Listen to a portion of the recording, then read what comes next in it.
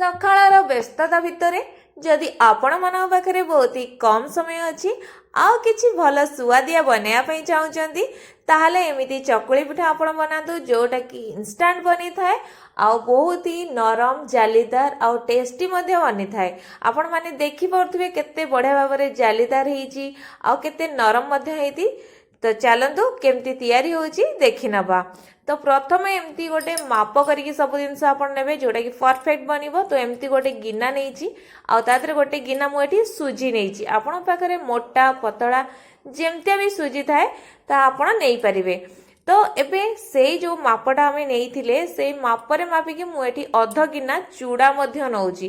ଆଉ ଚୁଡ଼ା ନେବେ, ଭଲ ଚୁଡ଼ା ନେବେ ଯେଉଁଥିରେ କି ଧାନ କି ମଇଳା ଅଂଶ କିଛି ନଥିବ। ତ ଏବେ ସେଇ ଗିନାରେ ମାପିକି ଆମେ ଦେଇଦେବା ଦହି। ହଁ, ଦହିଟାକୁ ଆପଣ ଫ୍ରେଶ୍ ହିଁ ନେବେ, ଖଟା ଦହି ନେବେନି, ନହେଲେ ତା ଟେଷ୍ଟଟା ଟିକେ ଭଲ ଆସିବନି।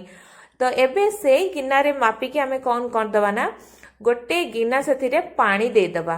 ସବୁ ଜିନିଷ ମେଜରମେଣ୍ଟ କରିକି ନେବେ, ଦେଖିବେ ବହୁତ ହି ବଢ଼ିଆ ସ୍ପଞ୍ଜି ବନିବ ଆଉ ନରମ ଜାଲିଦାର ମଧ୍ୟ ଏଇ ପିଠା ବନିବ। ଏବେ ସବୁ ଜିନିଷକୁ ଆମେ ମିକ୍ସ କରିନେବାର ଅଛି, ଯେମିତିକି ଦହି, ସୁଜି ଆଉ ଚୁଡ଼ା ଏସବୁ ଯେମିତି ଭଲ ଭାବରେ ମିକ୍ସ ହେଇଯିବ। ଏବେ ଆପଣମାନେ ଦେଖିପାରୁଥିବେ ଏ ସବୁକୁ ମୁଁ ଭଲ ଭାବରେ ଗୋଳେଇ ନେଇଛି। ଏବେ ଆମେ କ'ଣ କରିବା ନା ତାକୁ ଘୋଡ଼େଇକି 10 ରୁ 15 ମିନିଟ୍ ପର୍ଯ୍ୟନ୍ତ ତାକୁ ଆମେ ସୁଜିକୁ ଫୁଲିବା ପାଇଁ ଆମେ ଛାଡ଼ିଦେବା।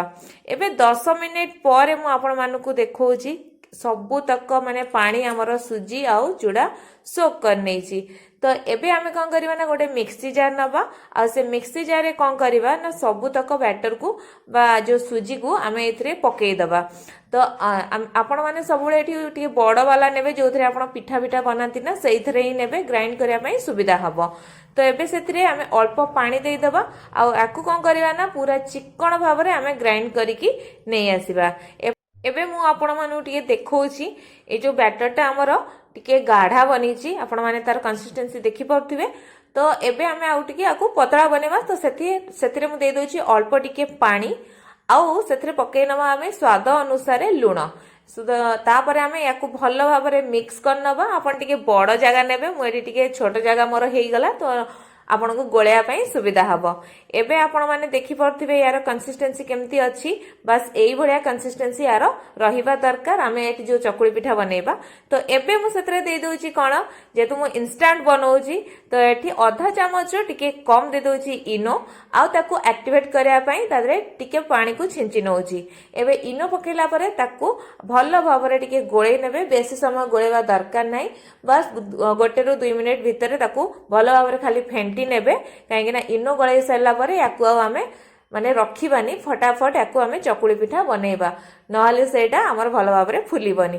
ଏବେ ଦେଖିପାରୁଥିବେ ଏଇଟା ଭଲ ଭାବରେ ଆମର ଗୋଳେଇ ହେଇଗଲାଣି। ତ ଏପଟେ ମୁଁ ତାୱାକୁ ମଧ୍ୟ ଗରମ କରିଦେଇଥିଲି।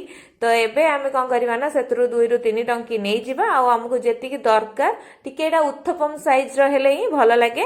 ତ ଏଇଟାକୁ ଆମେ ଏମିତି ସ୍ପ୍ରେଡ୍ କରିକି ତାକୁ ଘୋଡ଼େଇ ଦେବା। ଘୋଡ଼େଇ ସାରିଲା ପରେ 10 ସେକେଣ୍ଡରୁ 15 ସେକେଣ୍ଡ ପରେ ତାକୁ କାଢ଼ି ଦେଇକି, ଯେହେତୁ ଆମେ ଟୋଟାଲ ତେଲ ଦେଇନଥିଲେ ତ ଅଳ୍ପ ଟିକେ ତେଲ ଦେଇକି ପୁଣି ତାକୁ କଭର କରିଦେବା 10 ରୁ 15 ସେକେଣ୍ଡ ପାଇଁ। ପାଖାପାଖି 30 ସେକେଣ୍ଡ ଲାଗେ ଏଇଟା ପିଠା ବନେଇବା ପାଇଁ। ଆଉ ଆପଣ ସବୁବେଳେ ତାୱା ଯେଉଁ ନେବେ ନା ପିଠା ତାୱା ନେବେ, ନହେଲେ ଯେଉଁ ବହୁତ ହି ତେଲିଆ ତାୱା ଏଇଟାକୁ ନେଲେ ଏଇଟା ପରଫେକ୍ଟ ବନିବ। ଏବେ ଦେଖିପାରୁଥିବେ ତଳ ପଟ ଭଲ ଭାବରେ ସିଝି ଯାଇଛି ଆଉ ଉପର ପଟ ଆମର ପୁରା ହେଇଯାଇଛି। କେତେ ବଢ଼ିଆ ଜାଲିଦାର ଆଉ ନରମ ମଧ୍ୟ ହେଇଛି। ଆପଣ ଯେହେତୁ ଏଇଟା ଇନଷ୍ଟାଣ୍ଟ ମୁଁ କହିଥିଲି ନା ତ ଫଟାଫଟ ଏଇଟା ହିଁ ବନିଯିବ। ତ ଆପଣମାନେ ଏମିତି ଘରେ ବନେଇକି ସମସ୍ତଙ୍କୁ ସକାଳୁ ବ୍ୟସ୍ତତା ଭିତରେ ଦିଅନ୍ତୁ ଆଉ କିପରି ଲାଗିଲା ଆମ କମେଣ୍ଟ ବକ୍ସରେ କମେଣ୍ଟ କରି ନିଶ୍ଚୟ ଜଣାନ୍ତୁ। ଧନ୍ୟବାଦ।